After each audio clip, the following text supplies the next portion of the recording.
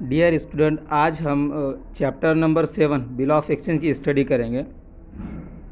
Bill of exchange की study करने से पहले मैं आपको ये समझाऊंगा कि बिल ऑफ एक्सचेंज होता क्या है।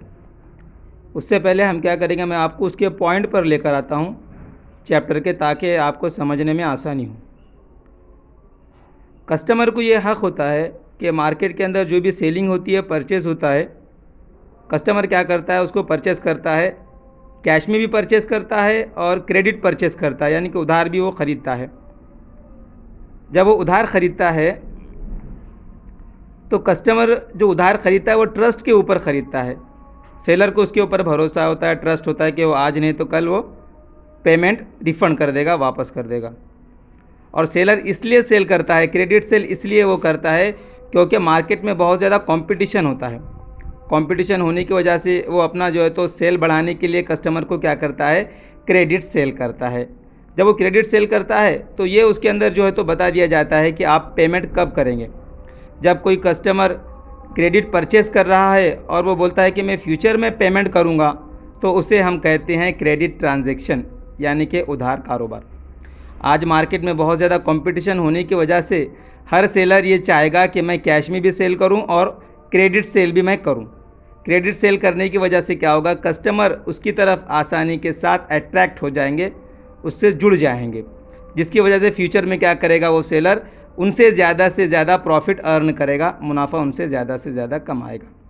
ठीक है, यहाँ पर तो कस्टमर ने माल भी ख़रीद लिया, सेलर ने माल भी सेल कर दिया, लेकिन अब पेमेंट की बात आती है तो कस्टमर ये बोलता है कि मैं आपको फ्यूचर में पेमेंट करूंगा, लेकिन फ्यूचर में पेमेंट करेगा या नहीं करेगा उसकी क्या गारंटी है। वो तो ओरल बोल दिया, ज़बान की कोई वैल्यू नहीं है, वो कभी भी क्या कर सकता है, अपने ओपिनियन को चेंज कर सकता है, अपनी बात से क्या है वो टर्न कर सकता है। इसलिए हम क्या करते हैं, उसके पास से एक बिल लिख कर लेते हैं कि भाई हमने आपको इतने का माल सेल किया, इतना अमाउंट आप हमको इस डेट को देंगे या इतने महीनों बाद देंगे, जो भी होगा रिटर्न में हम क्या करते हैं उससे लिख कर ले लेते हैं, जिसकी वजह से सेलर को कोई भी प्रॉब्लम नहीं होता है। वो आसानी से जो है तो कैश जो है उसका अमाउंट है वो रिकवर उससे कर सकता है। इसी को कहते हैं बिल ऑफ एक्सचेंज। समझ में आ गया बच्चों आपको? तो अब यहाँ से हम देखेंगे what is bill of exchange. Bill of exchange है क्या? A bill of exchange is a return order. Bill of exchange क्या होता है समझ जाइए आप।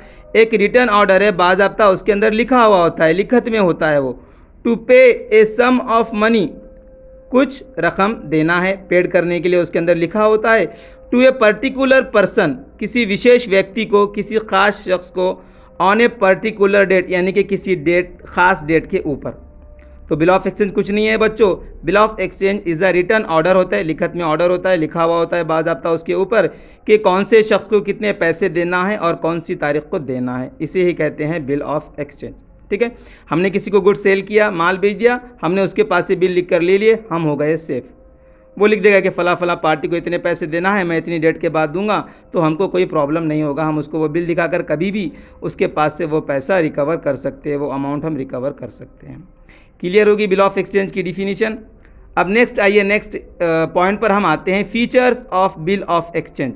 बिल ऑफ एक्सचेंज की क्या क्या खुसूसियात है वो देखिए आप। सबसे पहले देखिए, it should be writing.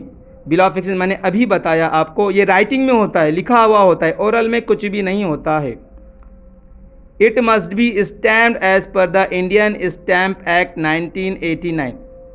Bill of exchange के ऊपर जो है तो स्टैम्प भी होता है, इंडियन स्टैम्प एक्ट जो है हमारा इंडिया का 1989 का, उसके हिसाब से बिल ऑफ एक्सचेंज के ऊपर स्टैम्प का होना बहुत ज़रूरी है।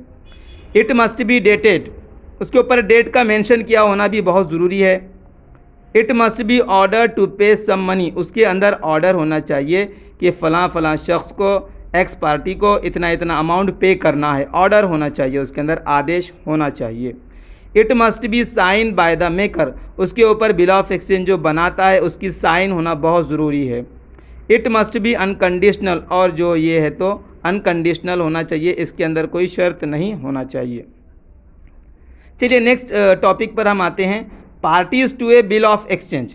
देखिए, सबसे पहले हमने बिल ऑफ एक्सचेंज की डिफिनीशन देखा, उसके बाद में features of bill of exchange देखे। अब थर्ड पॉइंट पर हम आ चुके हैं, parties to a bill of exchange. देखिए, बिल ऑफ एक्सचेंज में पार्टीज़ होती है, और जनरली उसके अंदर जो है मेन 3 पार्टीज़ होती है बिल ऑफ एक्सचेंज के अंदर। सबसे पहला देखिए ड्रावर, सेकंड ड्रावी एंड थर्ड पेई। ड्रावर, ड्रावी, पेई।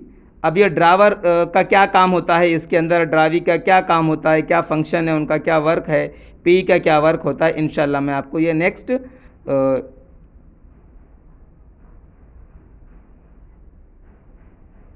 ठीक है नेक्स्ट वीडियो में मैं इंशाल्लाह आपको बताऊंगा।